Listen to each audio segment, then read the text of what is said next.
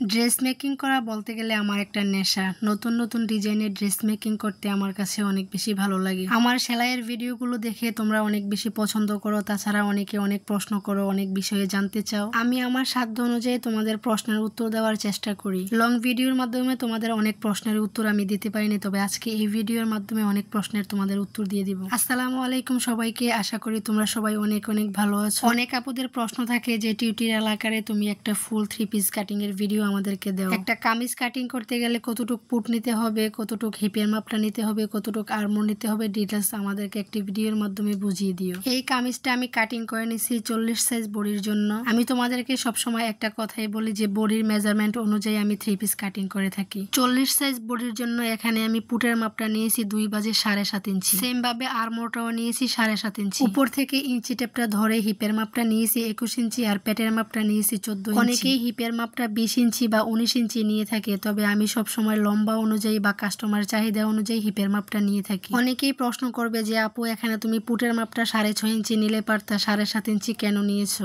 Normally kameez সেলাই করলে সবসময় আমি 40 সাইজ বডির জন্য পুটের মাপটা নিয়ে থাকি 2 বাজে 6.5 ইঞ্চি। যেহেতু আমি এই কামিজটাতে কলার বসাবো, নরমালি আমরা সচরাচর যতটুকু পুটের মাপটা নিয়ে থাকি কলার বসালে কামিজ বা কুর্তিতে সবসময় পুটের মাপটা 1 ইঞ্চি বাড়িয়ে নিতে হয়। যদি সাধারণ গলা দিয়ে এই কামিজটাকে আমি সেলাই করতাম তাহলে পুটের মাপটা নিতাম আমি 6.5 ইঞ্চি। যেহেতু কলার বসাবো তাই নিয়েছি 7.5 ইঞ্চি। কামিজটাতে যেহেতু আমি কলার বসাবো তাই কামিজের গলার পোর্শনটা 3 ইঞ্চি চওড়া একটু চিহ্ন দিয়ে আর কাঁধের সাইডটা 1/2 ইঞ্চি ডাউন দিয়ে কাটিং করে নিচ্ছি। কামিজের ব্যাক পার্টটা আলাদা করে ফ্রন্ট পার্টে তালপাট কাটিং করে নিলাম। কলার দিয়ে যদি আমি কামিজ সেলাই করি তাহলে সবসময় কাঁধের সাইডটা 1/2 ইঞ্চি ডাউন দিয়ে কাটিং করে নিই। এতে করে কলারের ফিনিশিং এবং শোল্ডার দুটোই অনেক বেশি সুন্দর আসে। হাতার লম্বা নিয়েছি 19 ইঞ্চি, আর্মরের জন্য 3 ইঞ্চি ডাউন দিয়ে তারপর প্লাজো হাতায় হাতাটাকেও কাটিং করে নিলাম। তোমরা যে কোনো সাইজের কামিজ কাটিং করো না কেন সেলাইয়ের জন্য 1 থেকে 1.5 ইঞ্চি এক্সট্রা কাপড় নিয়ে তারপর কাটিং করে নিবে।